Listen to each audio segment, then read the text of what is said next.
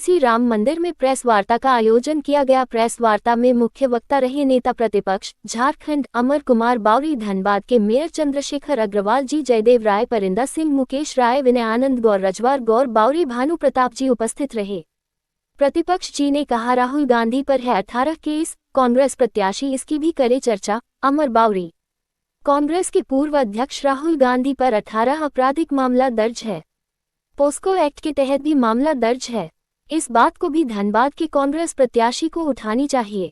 ये बात चंदनकियारी विधायक सह नेता प्रतिपक्ष अमर कुमार बावरी ने कही। श्री बावरी शुक्रवार को सेक्टर 01 स्थित निजी होटल में प्रेस से बात कर रहे थे।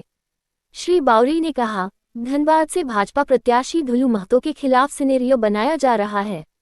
साजिश के तहत धुलू महतो को लेकर गलत बयानबाजी की जा रही है। 4 जून को बहाना बनाते नजर आएगी कांग्रेस। श्री बावरी ने कहा, धनबाद लोकसभा समेत झारखंड के सभी 14 सीट पर भाजपा जीतेगी। विपक्षी दल को जितना आरोप लगाना है 4 जून के पहले तक लगा दे। 4 जून को 11 बजे के बाद से विपक्ष बहाना बनाते नजर आएगी। श्री बावरी ने कहा, झारखंड के किसी भी सीट पर भाजपा को कोई टक्कर नहीं दे रहा है। सभी जगह प्रचंड जीत होगी। एक सवाल के जवाब में श्री बावरी ने कहा, जयराम महतो से भाजपा समेत एनडीए गठबंधन को कोई फर्क नहीं पड़ने वाला है। मौके पर धनबाद के पूर्व मेयर चंद्रशेखर अग्रवाल, जिलाध्यक्ष जयदेव राय, डॉक्टर परिंदा सिंह, विनय आनंद, भानु प्रताप समेत अन्य मौजूद थे। लोकसभा है और किसी भी प्रकार का कहीं पर भी जो इंडी गठबंधन के प्रत्याशी हैं वो चुनौती नहीं दे पा रहे।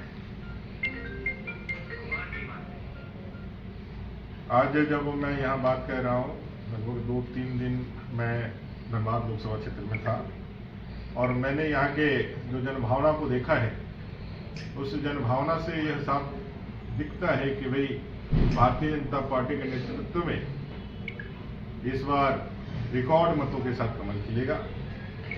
कल कांग्रेस के प्रदेश अध्यक्ष जी का बयान आया था, वो कुछ कह रहे थे हमारे प्रत्याशी और उनके चुनाव प्रचार को लेकर के। कांग्रेस पूरी तरह से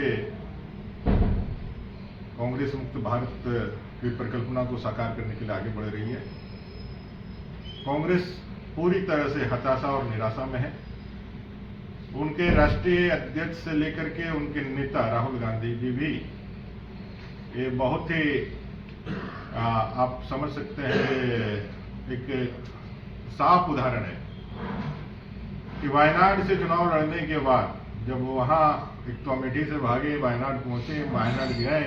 पिछले बार जनता ने उनको जिताया, लेकिन 5 साल में वायनाड के दिल से भी उतर गए और उतर जाने के कारण वो भाग करके अमेठी आए, अमेठी से भी भाग करके अभी रायबरेली गए हैं।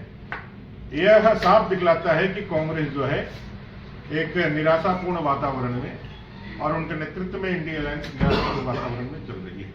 भ्रष्टाचार के आरोपों में लगातार उनके नेता पकड़े जा रहे हैं। आलमगीर आलम साहब ईडी के पूछताछ के बाद जेल के सलाखों के अंदर है, लेकिन उनको इतना भी साहस नहीं है प्रदेश अध्यक्ष के रूप में कि उनका इस्तीफा मांग सके। आज अभी हेमंत सोरेन जी का सुप्रीम कोर्ट से भी जो उनके बेल जमानत याचिका थी खारिज हो चुकी है। ये साफ दिखलाता है कि भ्रष्टाचार के लगे आरोप उन पे पूरी तरह से स्थापित होते हैं और जो कार्रवाइयां हैं वो लगातार आगे बढ़ती हुई जा रही है। जेएमएम कांग्रेस आरजेडी ने इस झारखंड को पूरी तरह से तहस-नहस कर दिया है और राहुल गांधी जी ने जो अपना एफिडेविट दिया है उसमें उन्होंने अपना उल्लेख जो किया है केसेस का, मैं आपको बताना चाहता हूं। इसमें 18 केसेस उनके उल्लेखित किए गए हैं डिक्लेरेशन में। और जो लोग इसको मुद्दा बनाने की कोशिश कर रहे हैं, विशेष करके कांग्रेस, तो उनको ये पता करना चाहिए कि भाई जिस आदमी की जगह जेल में होनी चाहिए वो संसद जाने का सपना देख रहा है।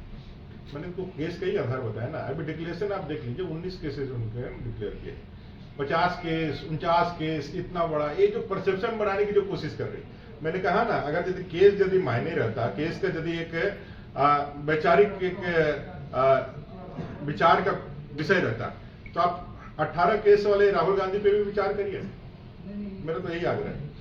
समाज और जो बुद्धिजीवी, तथाकथित बुद्धिजीवी, जो केस को आधार बना करके हमारे किसी भी प्रत्याशी पे चुनाव लड़ने के लिए वो चाहते हैं कि खारिज हो जाए।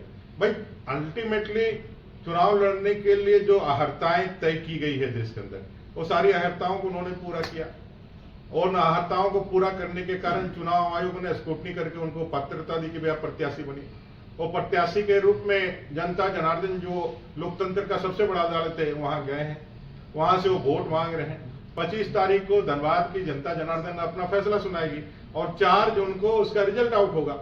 अगर यदि कहीं किसी प्रकार का मरमरिंग या किसी प्रकार का विषय है तो ये जनता के हाथ में अल्टीमेटम है ना, कि हमारे या कोई संभू नेता के हाथ में है कि वो सर्टिफिकेट दे देंगे तो क्या है। तो मेरा ये कहना है कि अगर केस को लेकर के केस किसके ऊपर कितना केस है, इससे अगर यदि किसी की पात्रता और किसी के ऊपर विचार या कोई परसेप्शन यदि क्रिएट करने के लिए यदि आप इस केस को आप कंसिडर करते हैं तो भाई राहुल गांधी जी पर भी 18 केसेज हैं।